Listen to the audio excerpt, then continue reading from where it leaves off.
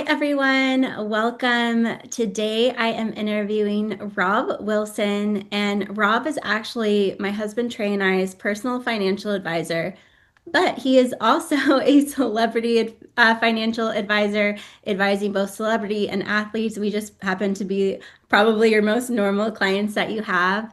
And we met Rob a few years ago when he was a speaker at Phenomenal Life with Eric Thomas. And when we met Rob, it truly, like, Rob, I don't think I've told you this enough, but like, changed the trajectory of our lives so much because we aren't taught this stuff growing up. And I feel like it's actually really looking at this like the biggest scam of our lifetime, that what you teach is not taught to us at a very early age in school. Like, I actually think it is the biggest scam of our lifetime. And it should be, and everyone should know this stuff. But anyway, Rob, we have worked with him for the last, I think, gosh, now 3 years as our financial advisor, but he is also partners with us teaching the 6 week financial freedom blueprint, and he is going to be an upcoming guest speaker in our seven figure team program. So thank you so much, Rob, for one, changing our lives and how we view money and investing. But if you wouldn't mind sharing a little bit about your experience as well in a little bit more detail. Yeah, for sure. Well, the first thing I want to say is that, look, it's been really a pleasure and an honor to work with you and Trey. And, really kudos to you two, because you guys actually sat down and took action on a lot of the things that we discussed, we talked about, what you learned. And some people, even though they have access to the information, don't take the next step and put that information into place. So kudos to you guys for really getting serious about it and putting that information to good use. So it makes me feel great to hear you say that. As far as my background, it's a little bit of a windy road, but I started out as an engineer. I studied engineering in college. And then I went to go work for one of the largest consulting firms in the world. I focused on IT there. But while I was there, I sort of noticed that the people that were really successful weren't the techie people. They were the folks that were out generating business, bringing in new clients. And I decided that I wanted to be more of one of those folks. I didn't want to be pigeonholed as the techie guy forever. So I went back to school. I got my MBA at Carnegie Mellon. And then my interests just changed a little bit. My eyes were open, my horizons were expanded to entrepreneurial opportunities. And so I decided to pursue finance because for me, I thought it was the best of both worlds, that I could be both technical and continue to use that side of my brain. But I was never the pocket protector kind of engineer. I always wanted to be out meeting people, building relationships, speaking, that sort of thing. And I felt like being in finance could really hit both of those two areas for me. So I started my financial career at Smith Barney, eventually started a firm with a partner, and then in 2014 went solo, and I've been running my own independent financial advisory practice ever since. So I've had the pleasure and honor of working with some really great people like you and Trey, and then also some notable folks, some athletes and entertainers that tend to keep me on my toes as far as my practice goes. That's amazing. And so I'd love to start with asking you, because you work with a lot of entrepreneurs, right? Besides celebrities who can be entrepreneurial. What do you feel like is the biggest mistake that you see business owners and entrepreneurs make when it comes to their money and finances? Yeah, the biggest mistake that I tend to see entrepreneurs make is really not knowing their numbers. And so people get into the business or into a business for a number of different reasons. They want some time freedom, they want some independence, they don't want to be, relying on their boss, and all of those things are fantastic. They may even think they have this great idea that they want to get out there, which is also great. But if you don't know your numbers, it's really going to be very difficult to be successful in that business. If you're not mindful of how much your raw materials costs versus what you're charging out there in the marketplace, where is your price in relation to all of your competitors? How do you fit into that scheme? How much money does it take for you to market in order to actually get new clients through the door. You know, aside of this is one of the biggest problems that business owners have is that they just don't have enough leads. And part of that is because they don't spend enough money, they don't advertise enough, and it becomes a snowball from there. So if you really focus on knowing your numbers, it will make it so much easier to make the difficult decisions that you need to make in order to make your business successful. But if you don't know those numbers, you're just going to be throwing darts against the wall and hoping something sticks. Yeah, I 100% agree with that. And now, so say someone learns their numbers and they realize, okay, I'm, profiting 30% every month in my business. What do you feel like is the first or the next best step for someone to start going from, okay, I understand my numbers now, but going from like the mindset of day-to-day operations or month to month to really changing their mindset of like, how do I turn this business vehicle into a vehicle that could give me long-term, financial freedom or wealth? Right, that's a great question. And actually, I probably should have led with that maybe in your first question, because what I do see one of the just biggest issues with not only entrepreneurs, but just individuals in general, is that they really don't have a firm grasp of what their goals are. What are they even trying to accomplish? A lot of people that I'll sit down with and I'll say, okay, what is it? What do you need to do? What do you want to do here? And most people don't know how to answer that question. They don't know what they need in order to have a comfortable retirement. But what's even worse than that, they don't even know what it is that they want. So somehow, as they've grown up and sort of gotten settled into what they were doing on a day-to-day basis, they've become detached from being able to dream, being able to be in tune with what their true desires are, and just sort of taking what the world gives them.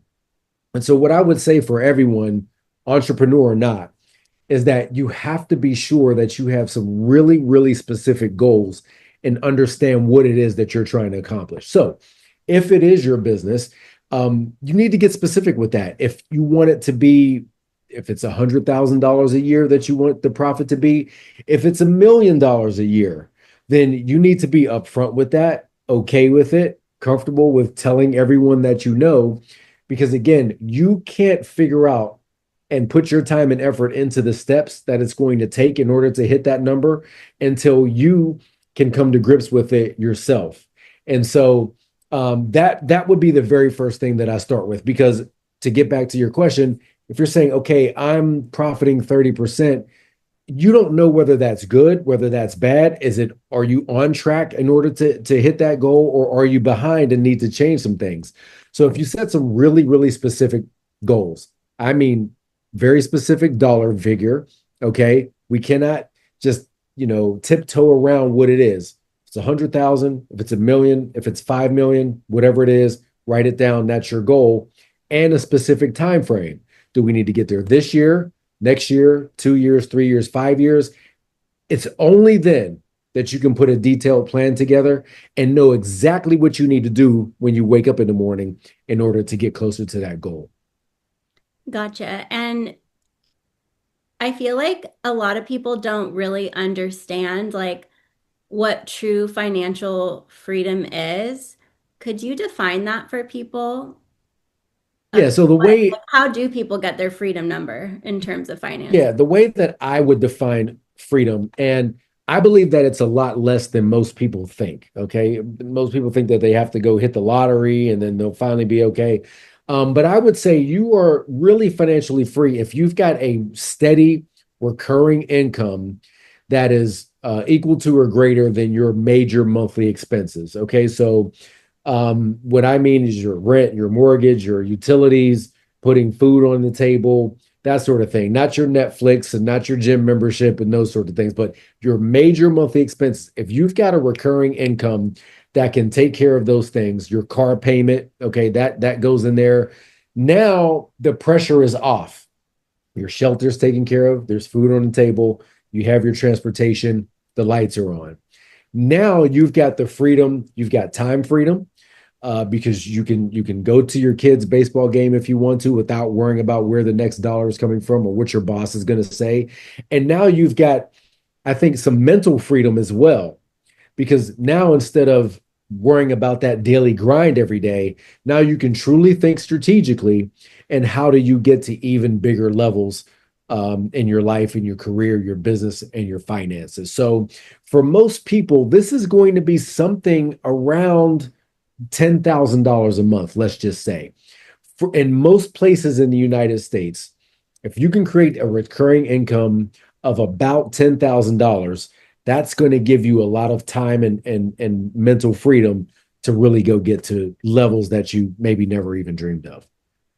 And so with the reoccurring now, would you say that reoccurring could be through your job, or you mean reoccurring more passive income that wouldn't require you to like trade your time for money?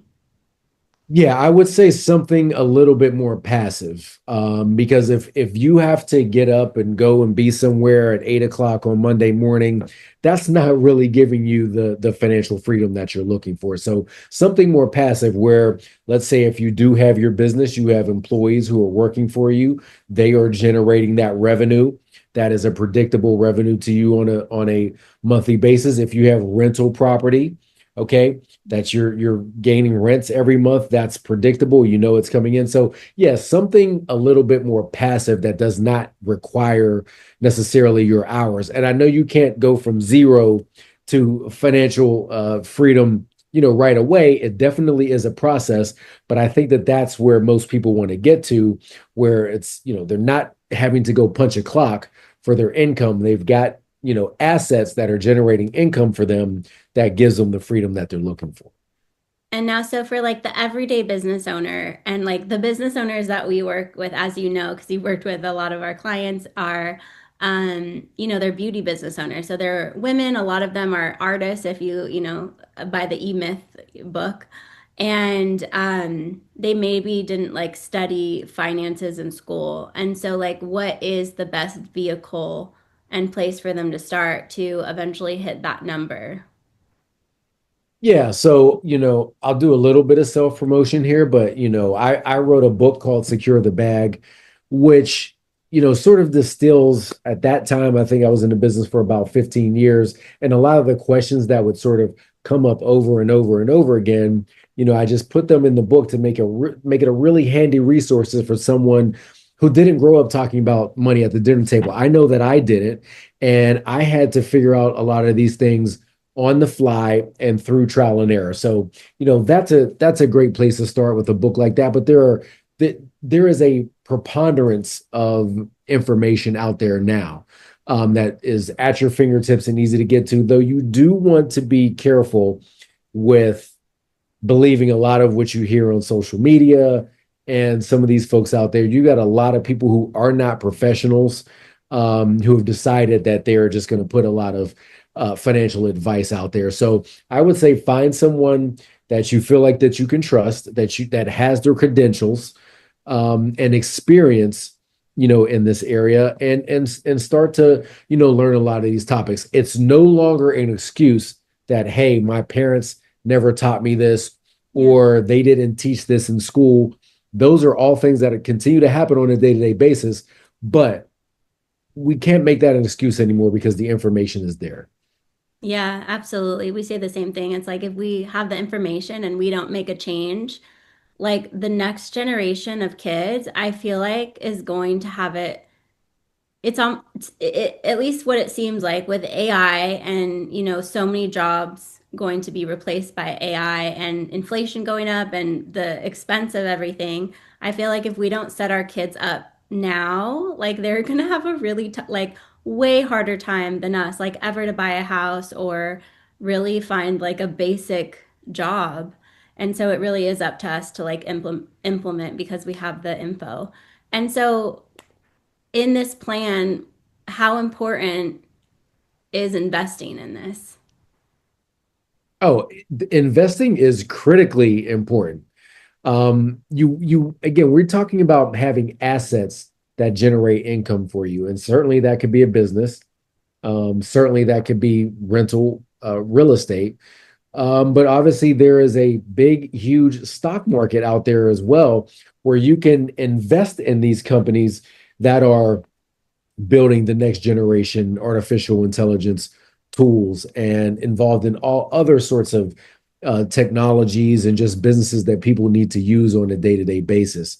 It's one of the, I think, marvels of the world that we have the ability to invest in these companies and really benefit from compound interest. So you put your money in there, and every single year, maybe not every year. Sometimes the market does go down, and that is a fact of life. The market is not going to go up all the time, and it's not going to go up in a straight line. But over time, what we have seen is that the market does tend to appreciate. And so, for you to be able to take advantage of compound interest, where not only does your principal grow, but now you're getting interest on the interest that you gained last year. I mean, it really is just a wonderful thing that we all need to take advantage of. And so, again, I realize that we weren't taught it. If your parents didn't invest, you likely didn't learn how to do that from them. But again, the information is there, and it's a lot easier now because there are so many online tools that you can use to start investing. And guess what? You don't need a lot of money to get started with investing. I hear that as a roadblock from a lot of people as well. Well, Rob, I can't get started investing right now. I just don't have a lot of extra money. You can start today with $5 in your pocket and then build from there over time. So it's not an excuse that you don't have any money. It's not an excuse that you don't have the information. It's really at your fingertips. Yeah. And I was just going to ask you that, like, what do you feel like stops people when like it's like, it's almost like, you should invest, but like, is it fear or is it just uncertainty of like knowing what to invest in or how to invest? So I think there's both. I think there is definitely the fear of the unknown. Well, I don't know how to do it. I don't know how to make a trade, all of those sorts of things. But also investing is risky, right? There is inherent risk there. You're going to have to be comfortable with at some point losing some amount of money on some investment, right? I've been doing this for 20 years. Not every company that you invest in is going to, go to the moon, right? But what you want to do is put together a solid portfolio where your winning investments far outpaced any of the investments that don't go as well. But I say this all the time. You can't learn how to ride a bike by watching bike riding tutorials on YouTube. Okay. You have to actually get in the game to get comfortable with it, to take your lumps a little bit, get on the bike, skin your knee up a few times. That's fine. It's going to happen.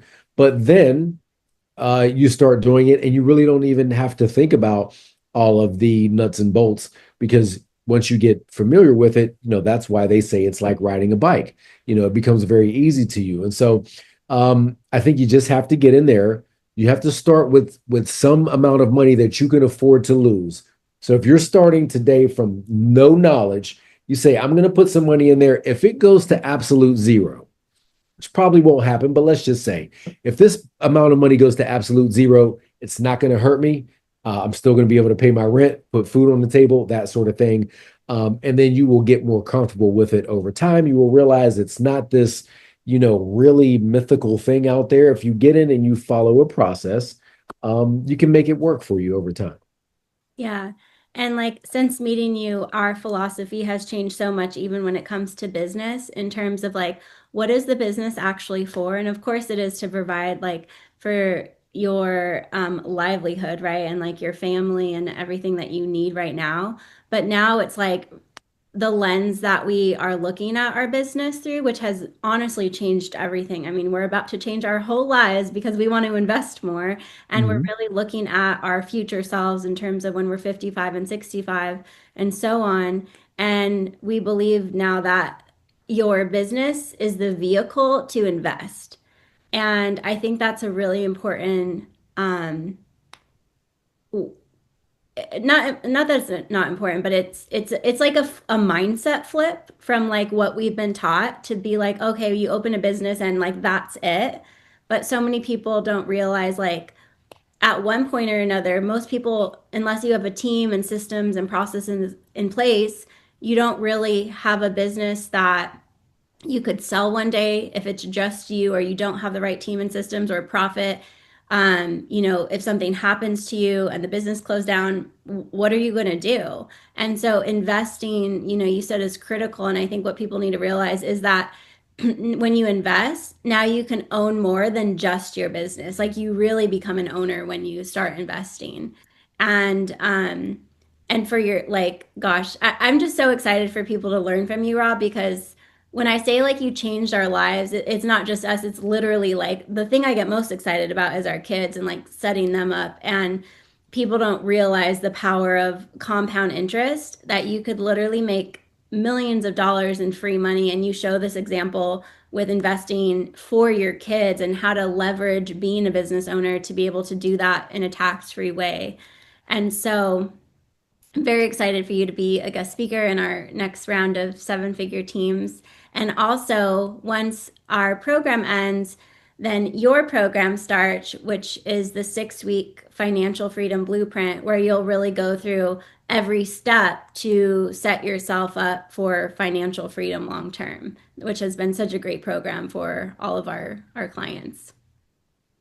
Yeah, absolutely. I think it's going to be huge. I mean, we've seen some real transformations from people who have already gone through the program, and I appreciate you bringing that up because this is such a it is a really important topic in mindset shift because what a lot of people do, which I think is great, but what they do in the beginning is that they create themselves their own job. So I like that because now they're not necessarily relying on somebody else. They've created a great job for themselves, but Yep. now they have to graduate to the next step of that. And that means hiring people, hiring employees so that you're not stuck doing everything in the business, which doesn't allow you to scale. If you really look at the people who are successful, look at the folks who are on the top of the Forbes 500 list, okay? It's not people who are trying to do everything themselves. It's folks who understand the ability to scale. And maybe they had to start as a one person practitioner in order to get going. If that's what you have to do, I love it. Please go do it tomorrow. But definitely keep your eyes set on, okay, how do I take this to the next level? How do I hire one person? How do I hire a team? How do I open 10 different locations? Now you've really got a conglomerate that is starting to grow and bring in a lot of income. And then from there, you go, yeah, how do I invest in other businesses? How do I buy other businesses? That's when the numbers really start to add up and you create a life that you've never dreamed of before. Yeah.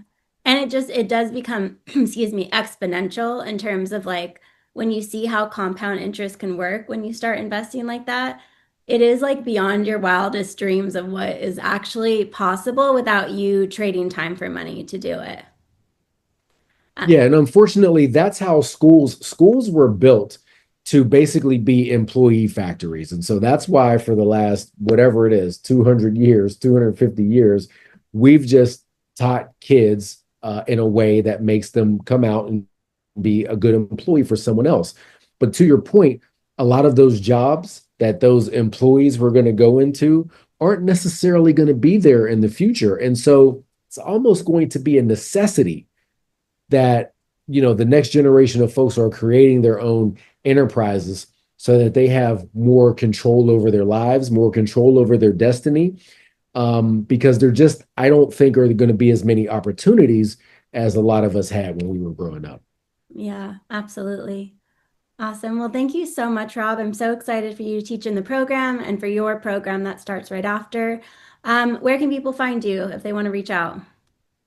Sure, I love to hear from folks, so I am at Rob Wilson TV everywhere on social. So please give me a follow. Feel free to send me a DM with any of your questions. Would love to hear from you. Awesome. Thank you so much. Bye, everyone.